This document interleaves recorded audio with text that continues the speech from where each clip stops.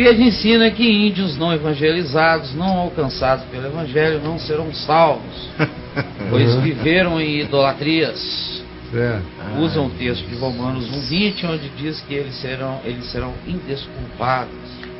Não consigo acreditar nessa radicalidade de Deus. Me esclareça, por favor. Leia Romanos 2, de 12 a 16. Estará esclarecido. Romanos 2, de 12 a 16. Quando, pois, os gentios que não têm leis agem, não tendo lei, de conformidade com a lei, esses mostram ter a norma da lei pré-existentemente gravada nos seus corações, manifestando-se da seguinte forma, ora acusando-os, ora defendendo-os, sem que eles mesmos tenham nenhuma consciência objetiva de tal lei, mas existe o fenômeno do certo e do errado, do bom e do mal, presente no coração de todo ser humano. Aí o Paulo diz, esses muitas vezes mostram a norma da lei e a obedecem de maneira natural e espontânea nas suas vidas, de maneira superior àqueles que conhecem a informação da lei ou de qualquer outra natureza de informação supostamente elevadora espiritualmente, vinculada a uma palavra inspirada por Deus,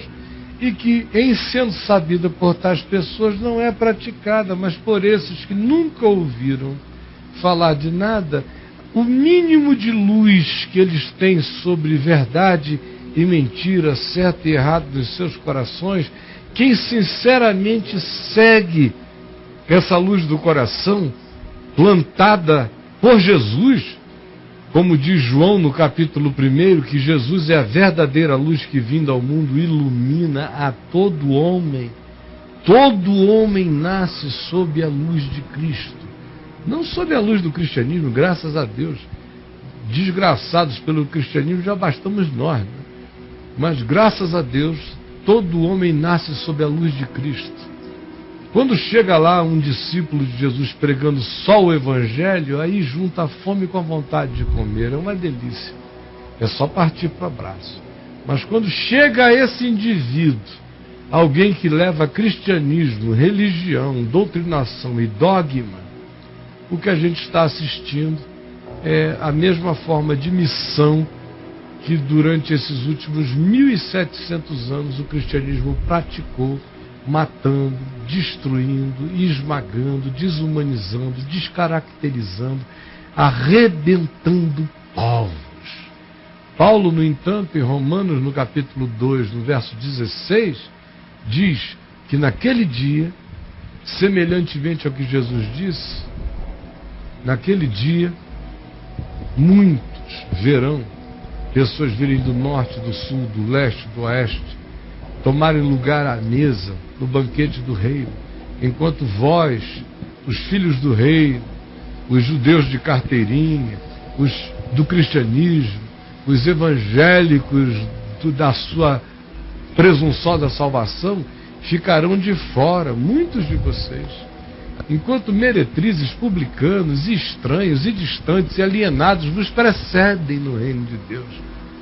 Aos que entrem entre vós, sem falar daqueles que no meio de vós de fora ficarão batendo à porta. Mesmo que digam, Senhor, em teu nome nós expelimos demônios, nós profetizamos, em teu nome nós operamos milagres, mas o Senhor lhes dirá, eu nunca vos conheci, apartai-vos de mim, estelionatários, do meu nome e do Evangelho. Contra isso, todavia, Paulo diz em Romanos 2,16, naquele dia, entre esses gentios pagãos que não souberem de nada, quando Deus vier, quando a luz chegar, e Ele abrir os segredos velados e guardados dos corações dos homens, segundo o meu Evangelho, diz Paulo, nós haveremos de nos assustar imensamente. Paulo só transforma o verso 16 num susto,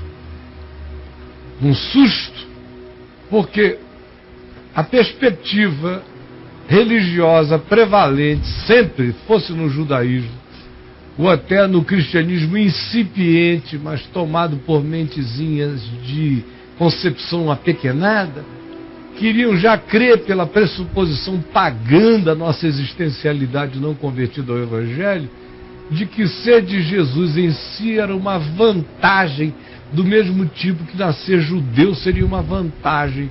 Paulo está acabando com todas as vantagens em Romanos, do capítulo 1 até o capítulo 3. Não tem vantagem nenhuma. Agora, no meio desses, que não sentem nenhuma presunção de vantagem, existe um grupo de alienados que não sabem de nada, e ele os descreve no capítulo 2, do verso 12 ao verso 16, dizendo: esses aí é que serão o grande susto universal. São esses que não sabem de nada. Que no dia que Deus abriu os segredos dos corações e a gente vir como foi que eles foram iluminados, como é que eles responderam, como a misericórdia de Deus é infinita, como Deus lidou com eles, como Deus lida com todo mundo, só com as categorias da relacionalidade, da pessoalidade e do amor. Deus não é religioso, Deus não é cristão, Deus não é judeu, Deus não, quando chega não diz a paz do Senhor, meu filho, não faz nada disso. Ele chega e não se apresenta, ele aparece e não precisa dar explicação, ele desaparece e não diz quando vai aparecer de novo. Ele é sempre livre assim. Ele fala, e ninguém precisa ter dúvida de que ele fala. Agora, a descrença de Deus nesse mundo se expressa melhor do que através de qualquer ateísmo,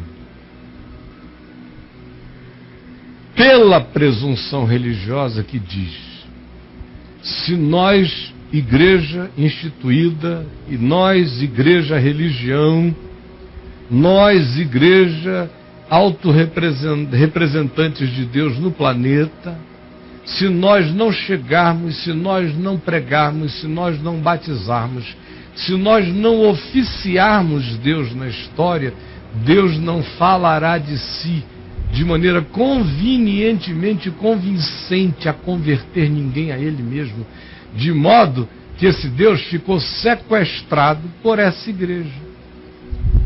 Ora, um Deus que seja assim, sequestrado pela igreja como instituição, vou lhe dizer, é um bunda mole, não é Deus. Meu Deus é insequestrável. Meu Deus não precisa do judaísmo, não precisa do cristianismo, não precisa de ninguém, de religioso nenhum, de preferência. Ele está falando, ele não vai parar de falar, ele fala hoje. Fala de todos os modos e de todas as formas, e não há ninguém que possa calá-lo, e ninguém calá-lo-á. Meu Deus não precisa de rede nacional de televisão, não precisa de sociedades bíblicas, não precisa de editoras, não precisa de torres, não precisa de sinos, não precisa de megatemplos, não precisa de rádios evangélicas, não precisa de internet. Meu Deus não precisa de nenhum aparato humano. Meu Deus não precisa nem daqueles que se dizem discípulos. Esses têm o privilégio de entrarem para não atrapalhar. Porque o meu Deus fez tudo por conta própria. Ele criou sozinho. Ele criou o que eu não consigo conceber. Ele é o Senhor de todos os mistérios e de todos os conhecimentos, e de toda a ciência e de toda a sabedoria. Ele não pediu conselho a ninguém. Ele fez conforme a sua vontade. Ele reagiu à nossa liberdade conforme o seu amor, justiça, verdade, soberania. Ele no máximo contou aqui e ali para alguns o que estava fazendo naquela hora, naquele momento, ou deixou pistas e impressões digitais do que faria profeticamente adiante, mas não esclareceu nada além daquilo que não nos fizesse ter que andar todo dia apenas pela fé. Meu Deus sopra onde quer, ouves a sua voz, não sabes de onde vem nem para onde ele vai. Ele fala com quem ele quer, ele não pede licença a ninguém. Os filhos são todos dele, todos. E ele os trata como ele bem entende. E sábio é o que não se mete entre o Pai eterno e a criatura humana e a sua criação. Quem se mete corre o risco de ser consumido no meio. Eu não quero ficar entre Deus e nenhum outro ser humano dando opinião nenhuma sobre quem é aquele indivíduo para Deus.